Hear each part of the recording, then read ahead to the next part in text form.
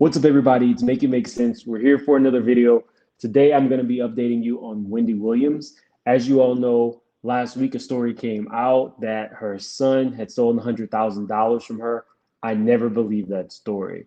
It's gotten to a point where I think that people are exploiting Wendy, and they're exploiting her because they know that Wendy is not well. I'm going to show you guys a video to start off with of where paparazzi are literally waiting outside of her door day and night to get these type of shots. Some people are saying that Wendy has gone back to alcohol, maybe drugs. I'm not sure. Those are all allegations. Some even say early onset dementia, cognitive decline. I don't actually know. None of us do. But it's clear that something is going on with Wendy.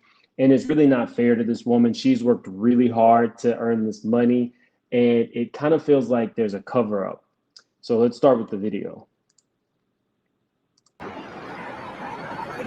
not. Why not? Ask you nicely. Because I asked you nicely. You asked this morning. I didn't get it this morning. By the way, this is a real ring. I wanted it so big that it looks fake. It's not fake. Not at all. Have a good night. Thank you, too. By the way, my next destination is Core Club. Okay. Get my money. Correct. Good luck. So I looked up the Core Club. It's a private club in NYC. I don't know how that relates to her getting her money. The club is $50,000 initiation fee and $15,000 annually to maintain your spot at this club. Maybe she's meeting an attorney there. I don't know, but Wendy is not well, and I feel really, really bad for her. But like I said, I never believed the story about her son stealing $100,000 from her. She would give him $100,000. He would never have to steal from her.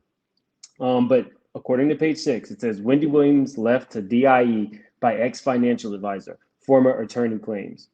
Wendy Williams' former attorney claims the talk show host was left to DIE by her ex-financial manager. LaShawn Thomas tells Page Six exclusively in a lengthy statement that Wells Fargo financial advisor Lori Schiller, who no longer works for Williams but is embroiled in her lawsuit against the bank, is attempting to muddy the waters by allegedly contributing to a false report that Williams' son misused her American Express card. I never believed that he did that.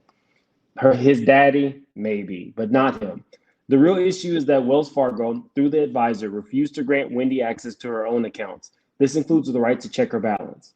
No bank should have the authority to do that.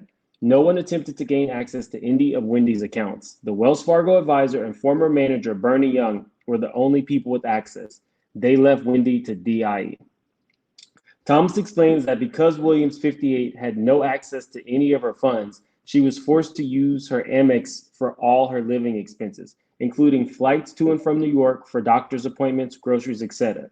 Since the shock jock's health has taken a turn, her 22-year-old son, Kevin Hunter Jr., has stepped in to help her both mentally and physically with the assistance of a team of doctors, according to the lawyers. Now that makes sense to me.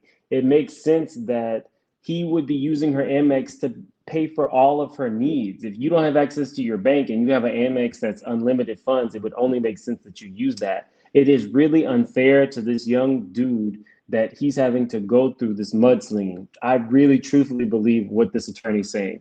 He coordinated all of her appointments, made sure she attended all appointments, cooked and cleaned for his mother. He absolutely loves his mother without question, and no one should place any blame or allegations of wrongdoing at his feet. Again, Wendy would give this boy $100,000. Wendy is very wealthy. He would never need to steal from her. In addition, Kevin Hunter, the daddy, got like $10 million of Wendy's money. So if he was ever in need of money, his family can do for him. It never made sense. The defense of Kevin Jr. comes after a report claimed he had charged $100 to his mom's credit card without authorization and demanded Schiller pay it. The validity of the report is unclear as it was paid to an anonymous source, but the University of Miami student denied the claims in a statement, telling the U.S. Sun, "I vehemently deny any allegations of unauthorized use of my mother's American Express card. This is a false narrative perpetuated to justify freezing her accounts." Makes perfect sense. If all this scandal is surrounding the manager, the attorney, why not throw a curveball out? And everybody ran with the story.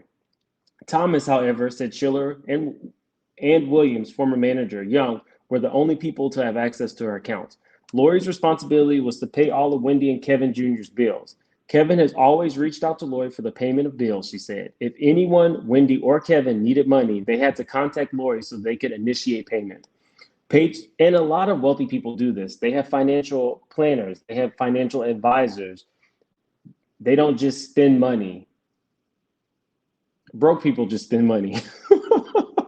I just spend money probably. They are smart about it. That's how they continue to have money. Page Six has learned that Williams' desire to buy Kevin Jr. a condo in Miami prompted what ultimately would lead to the guardianship she is now living under as ruled by a New York court. A source tells us that Williams enlisted Schiller to work out the details of the real estate purchase because the advisor allegedly promised the author that she could help avoid commission fees. A month before Junior's lease was up, however, he got a call from his landlord that said he had never received an offer to purchase and the price had skyrocketed another $250,000.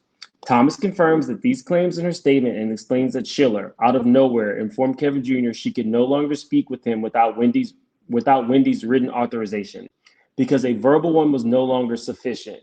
In response, Williams asked to be taken to a local Wells Fargo bank to submit the written authorization and power of attorney. Y'all, I remember we talked about this. She was denied that. You told her she couldn't do it until she had a written authorization. And then when she tried to do the written authorization, it was denied. However, Thomas claims the local branch manager refused to accept the power of attorney. These people are hoarding this woman's money. I don't know how New York has not looked at this law yet. Williams and the branch manager called Schiller, who was in charge, who then would only agree to talk to Williams without anyone else present, including Thomas, who was her legal representative at the time. You can't tell me that I can't have my representative there. The right to a counsel is a constitutional right that a financial institution does not have the freedom to curtail. Absolutely not. Thomas says in her statement, noting that Schiller ultimately agreed to fly to Miami to meet with Williams, but she has never arrived. Instead, Schiller locked Wendy out of all of her accounts, restricted all access to every single account. Wendy was restricted from going to the bank and personally withdrawing funds, which led to her son using her Amex card to pay her bills. Like this is only common sense, guys. Schiller didn't. The goal here is to help Wendy regain full and sole control of the assets that she has worked hard for the last 30 years of her life. We would appreciate if you give her time to heal. Schiller didn't respond to Page Six request for comment, but a spokesperson for Wells Fargo has denied any allegations of improper actions with respect to Mrs. Williams' accounts.